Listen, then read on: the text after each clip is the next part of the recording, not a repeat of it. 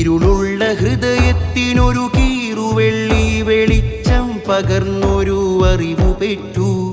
തിരുത്വാഹനൂറിൻ്റെ ഓരത്തെ താരങ്ങളാരത്നമുത്തിനെ കോർത്തുവെച്ചു.